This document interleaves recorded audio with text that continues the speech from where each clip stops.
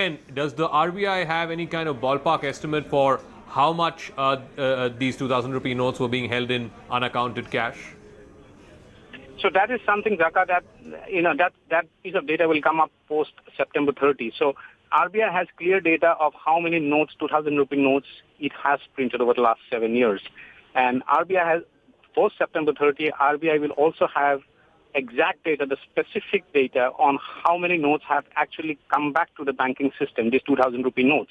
Those, once you tally those, the number of notes that were being printed over the last 7 years and those that are not in the banking system now, after post September 30, would give you the number of notes that are actually currently being hoarded by individuals.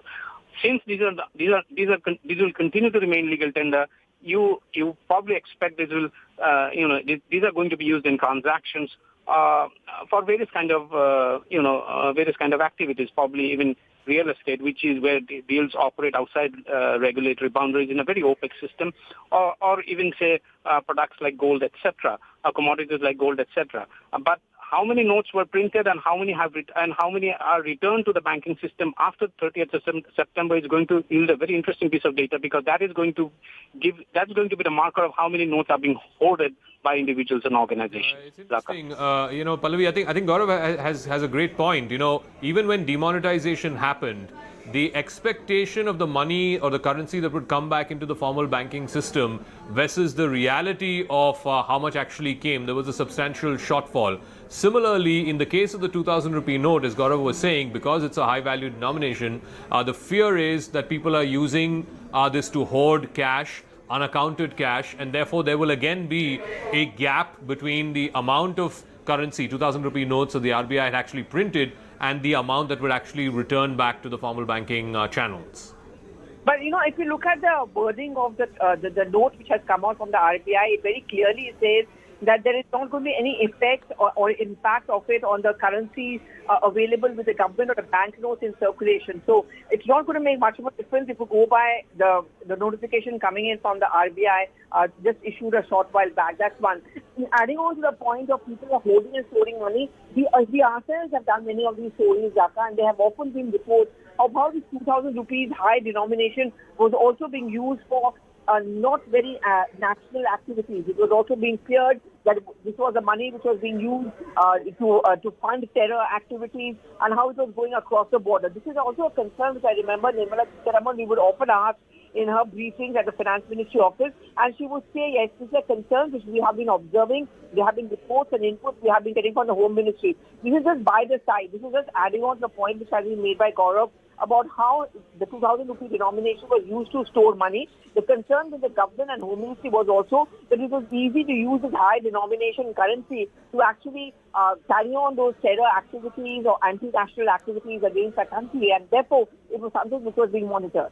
Gaurav, one of the points that's been mentioned in this RBI note is that even if you were to go to your bank and deposit this or exchange this at your bank for other lower denomination currency, you can only do up to 20,000 rupees at a time. So at best, you can exchange or deposit 10 2000 rupee notes at a single time. What's the idea behind that?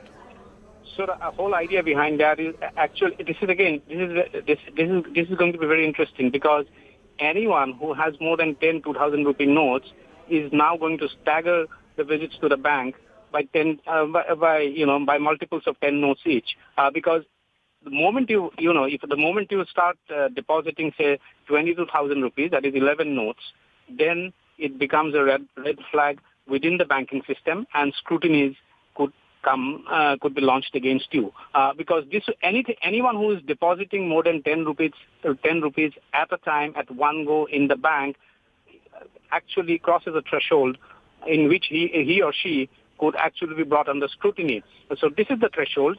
It means that you will be considered to be seen to be a hoarder of 2000 rupee notes if you cross the limit of 20,000. That is going to be very, very interesting, because if anyone is hoarding money, one would assume that anyone is hoarding 2000 rupee notes, one would assume that anyone would be hoarding at least 100 notes, which is a bundle of 2000 rupee notes, which is 2 lakh rupees.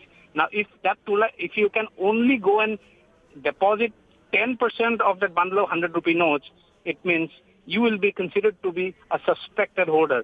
all of that activity probably will come only after September 30. Please remember, we are heading into a 2024 election in about 11 months from now.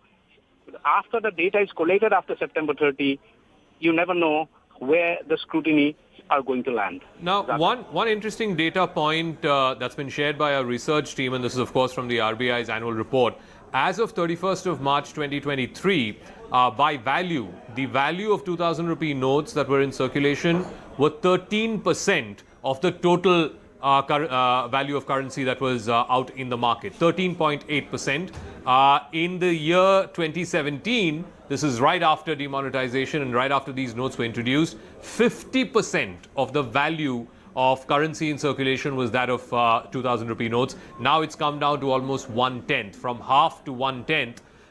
So to that extent, I think one thing is clear, Gaurav, that it will not disrupt the market or trade or business in any big way, because only 1 out of 10 notes by value are being used in the market right now.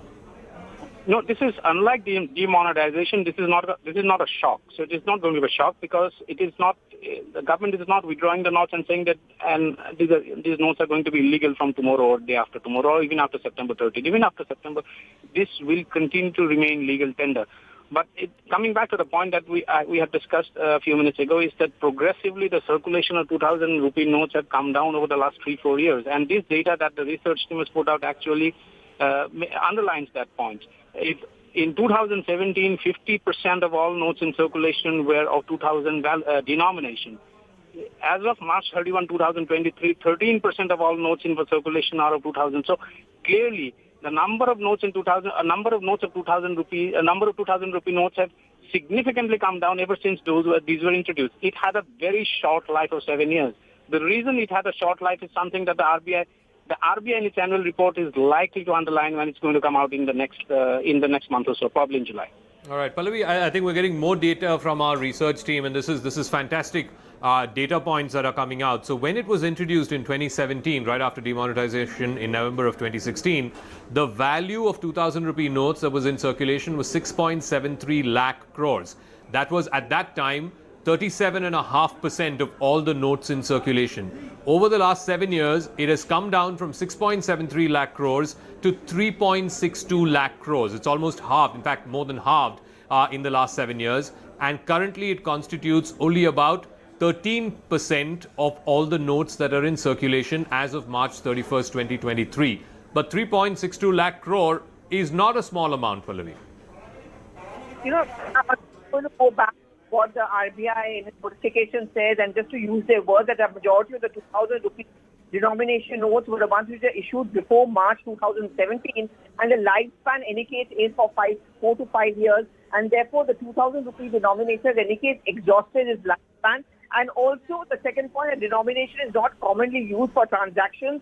And also third important point which it makes is that the stock of bank notes in the denomination continues to be adequate to meet the requirement of the public. It corroborates what our research team is also putting out, and something which Gaurav is also talking about, that there won't be much damage to the common man or to the currency in circulation if you're going to start withdrawing the 2,000 rupee notes. And therefore, the government doesn't worry too much about it. They don't think it's going to be a repeat of what happened in what is now called a demonetization disaster.